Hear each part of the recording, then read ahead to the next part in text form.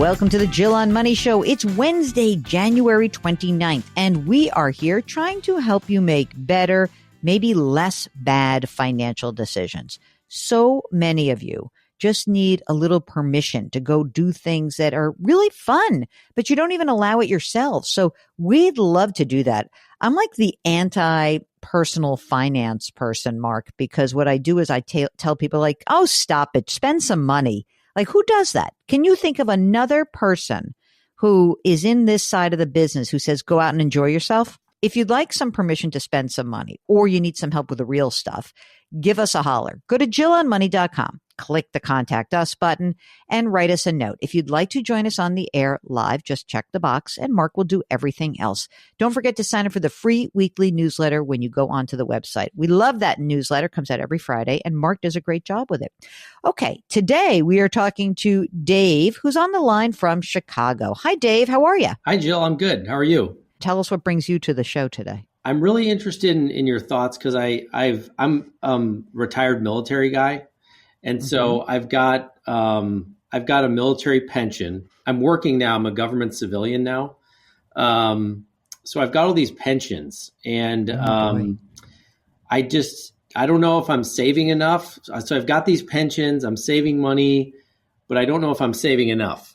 So that's what I'm interested to hear from you, to see how I'm doing, basically. All right. This is great. How old are you, Dave? 50. And are you married, single, partnered? Yes, I'm married. Okay. My wife's And 53. Sorry, how old? She's 53. Okay. Is she also military? No, she's not. Does she work? She works part-time, very part-time. That's what I aspire to. Very part-time. I was just talking about that with Mark. Okay. So the old military pension, which is now paying out, how much is that? $6,600 a month. Wow. It's a lot of money. Yeah. Your current salary? $153. Your wife, you said, was very part-time. So how much income does she bring in? It's like $500 a month. Okay. Any other sources of income besides the salary, the part-time, and the pension? Yeah, I actually have another pension. It's like a VA Of course you pension. do. It's how much? A VA pension. It's like $2,500 a month, which is tax-free. Oh my God. I'm sorry. You have a VA pension. Does that mean you got hurt? Well, it's not really. Well, I mean, they evaluate you, at the end of your military service. So, it's a combination of things. I hate that. I mean, I'm glad you're getting compensated, but it's not great. So $2,500 a month, not taxable. Right. $6,600 is taxable. Yes. And $153 also sadly taxable since you actually are working. Right. So that's a lot of money. Yeah. That's coming in. What do you guys have kids? 3 kids, 3 daughters. Oh, how old are they? I've got a junior, a sophomore, and then an 8th grader. 17, 16, and 13. 17 and 16 is insane. Yes. Okay. I don't even know what's happening. All 3 of them will be in high school next year. What are we doing in terms of college for these kids? Because one of them gets a GI Bill. Is that it? Well, I do. I have the post 9/11 GI Bill, and I split it. But I can change it, but I've split it between the 3. So you get 36 months, and I gave 12 months to each of them. Okay, so each has a year on the military, right? And then do you save other money for them for college? Yes. So I have a 529. Okay. And we have just in total, there's 100,000 in that 529. Okay. That's great. That's great. Do you contribute to that 529 going forward? Do you put a certain amount in? We had in the past. We are putting money in. We haven't been putting too much as of late. We've kind of stopped on the oldest one, but we're putting money in for the younger 2, like my sophomore and the 8th grader. We're still contributing, but we haven't been for the oldest one. Okay. And are they all headed to state school or private school, or you don't know yet? We're trying to direct them to the state schools is what we're trying to do. Good luck on that. Right. Okay. Are you putting money into a new deferred retirement plan through your government civilian salary? Yes. So I'm contributing to the TSP. Good. And I'm doing the traditional TSP. How much is in the traditional TSP right now? 86,000. Ooh, all right. All right. Let's talk about other assets that you have accumulated. Mm-hmm. So we know that we got the 100 grand in the 529, the 86 in the traditional TSP. What else is out there? So I have a Roth that has 107 in it. And then my wife, she has a Roth that has 68 in it. And then we have an annuity that has 113 in it. Now, wait a second. Can I spend a second on the annuity? Sure. That annuity, is that what's the source of that annuity money? Did you put a lump sum of cash in there, or was that a rollover from something else? Well, originally it was back in the day, my wife was a nurse, and so it was a 403B, and we rolled it into that a long while ago, back when we first got married, and then it was from that. Basically. Okay, so it's a rollover, and it means, only reason why I'm asking that is I want to try to understand the tax, the cost basis, the tax, and all that. But what I need to know is the money that rolled in was not taxed yet. It was not. All of the money in this annuity now would be taxed upon retirement. Yes. Okay, got it. Gotcha. Okay, so no more money's going into that, right? No. Any brokerage account? Any money that's already been taxed that's invested? No, we do have a high yield savings account. It doesn't have a ton in there. There's like 5,000 in there. Okay. What about money just in the bank? Well, we have our regular checking account and stuff, and we usually have, it varies in there, but there's usually like about 10,000 in there, and it comes up and down a little bit, but that's kind of normal for us. Great. And what about your house? Do you own it? We own it, but we haven't been in there that long. But it's we do own it. We have a mortgage on it. All right. What's the house worth, would you guess? Between 550 and 600, right around there. Okay. And what's the mortgage amount? 352. And you haven't been in there that long. It's done very well. All right. But what's 5 years. Oh, that's good. What's the interest rate on your mortgage? 2.25%. Come on now. Loving that. Yeah. Loving that. Me too. Okay. So you got a lot of money. How would you assess your cash flow right now? Like if you look at the end of the month kind of thing, like tell me what's happening. Well, I mean, right now with the 3 girls, I mean, our cash flow is fine. It's just, they do a lot of stuff. And so those damn kids, they eat, they do a lot of electricity. Stuff. So it's like our cash flow we got a lot flowing. And so, our outflow is high, basically. Okay. But do you have a guesstimate of how much that is? I mean, right now, and we do a lot of giving. So that's important to us.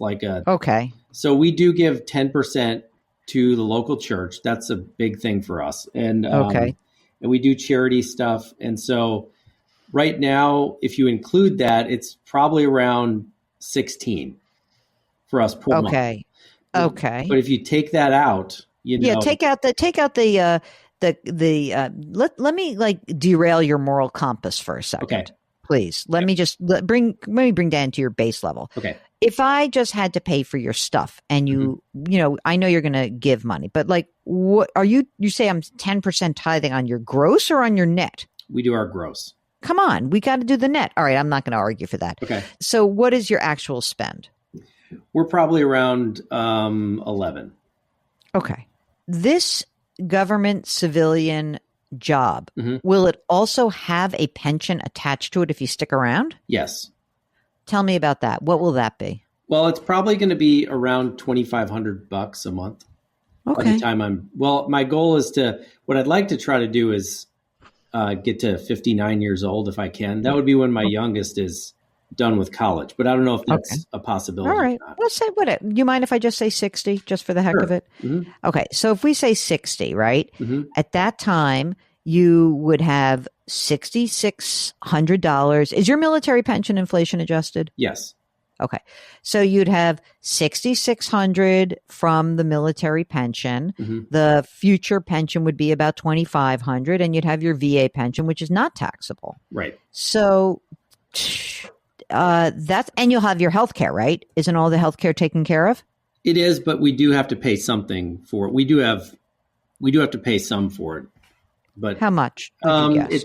Well, for us, it's you pay a little bit per month. It's not a lot, but then you do have to pay some co-pays. All right, things, but it's not terrible. Nothing terrible here. No, it's not. Okay, so what we know is for your future pension selves, like your income, without any Social Security, and we'll talk about that in a second. But like assuming at your age 60, that $11,000 a month, you got it. It's good because you have your future pension, your military pension, your VA pension, which I did. And I just didn't even include the fact that the VA is not even taxable, but it's $11,600 a month. You said you need about $11,000. So that's all good. Okay. Right. And along the way, you can certainly be happy to gift along the way and tithe and do what you're going to do. And when you stop working, I have another idea for you. So that's a different issue. But I mean, it sounds like you're in really good shape. I hear in your voice like you feeling a little bit under pressure because the kids and the stuff and the college and all that. Is that right? Yeah, I was feeling a little bit that way. Just because I feel like I should be saving a little bit more, Yeah. Are you really going to do that? Come on now. You got these 3 great kids. Yeah. See, I made them great. They are. And they're good kids. And it's going to be time sensitive, I know. But like as they go to college, they'll go to college. Hopefully go to University of Illinois or wherever else you would like them to go. Mm-hmm. They'll get some schooling and they'll be launched and everything is good. Mm-hmm. And, frankly, the retirement scenario looks great for you guys. I just think that these periods, like if you're going to have 3 kids in high school at the same time, it's going to be tough to be saving a ton of money. Yeah. So you're doing what you should be doing. You're saving through your thrift savings plan. You're doing great job with that. Absolutely great job. Thanks. Okay. And you have saved a bunch of money. So I'm just going to put a few things in your ear. Okay. I presume all of your estate documents are done. We do. We have a will and a power of attorney. We don't have anything beyond that yet. All right. Well, maybe a couple of things just to think about. Okay. I bet that will was done when your kids were really young. Is that right? We actually did it about 6 years ago, so it's not super old, but we probably need to update it. Take a little look-see at that. Only because the kids are getting older and you may want to make some changes about like, hey, just make sure like the person who is in charge of being the guardian has the ability to manage your money. Like there's just things change. Okay. So go look at those documents. Also create a healthcare proxy. Whatever you want to happen, just put it down on paper. Yeah. Okay. Mm-hmm. Now, let's say you're 59 or 60 years old. And I say to you, hey, you're great. You got this, you got this 11 grand coming in. It may not be perfect. It might be a little, because some of it's taxable, some of it's not. Sure. You'll have money that you can dip into. For that period of time when you're 60, what I will like you to do is that annuity that's in your wife's name, that old 403B, that's probably called a IRA rollover annuity now. Yeah. The ideal way to manage that would be whenever there is no fee to get out of that annuity is that you just roll it into an IRA rollover for your wife, wherever you hold your Roth plans. Where do you hold your Roths right now? Fidelity. Okay. So you open up a Fidelity rollover IRA for your wife. Into that plan would go that annuity, that $113,000. Okay. With today's dollars. Okay. But make sure there's no fees to get out. If there are no fees to get out now, I would do it right now. Okay. If there are fees, don't do it because I hate paying those fees. Yeah. Anyway, what would happen is let's just pretend that it's today. And we rolled in, you have a direct rollover. It goes $113,000. Then just invest it like you're investing your Roth plans, right? In Fidelity. Now, you're going to hang on to that money. And When you're 59 or 60 years old, there's a couple of things that can happen. One is that you could just say, whatever we need in extra money, we'll just slowly pull that out of the annuity in order to make sure that we can pay our extras, right? We pay our taxes or we can tithe. You can just, your goal is to drain that IRA rollover. Mm-hmm. Okay. Okay. And same thing for your traditional thrift savings plan. So, whatever's not been taxed, you're going to slowly pull that money out. Mm-hmm. And from age 60 to age 70 and a half, you'll probably maybe you'll deplete it. Maybe you won't. I don't know. You'll see. Yeah. If there's any money left over at age 70 and a half, whatever's in your retirement account that has not been taxed, and there'll be some because you'll have your current TSP that you're going to end up rolling over, Mm-hmm. you'll be able to do something called a qualified charitable distribution. Mm. You'll be able to take money out of those accounts and bypass you, send it on over to the church, Mm-hmm. and assuming they're a qualified charity, can't be, some wacko kind of thing that they just make up. Yeah, right. And you'll be able to use that money very tax efficiently. Okay. So you're going to have a lot of taxable income. That's the good news. And the bad news is that you'll have taxable income, which is something that we can try to minimize by using your retirement accounts, either to pull the money out slowly before you can claim Social Security. You will get some Social Security, right? Yeah, I've paid into it the whole time. So you'll get your Social Security. And so before you claim Social Security, though, I want to try to get some of this money out of these retirement accounts. Okay.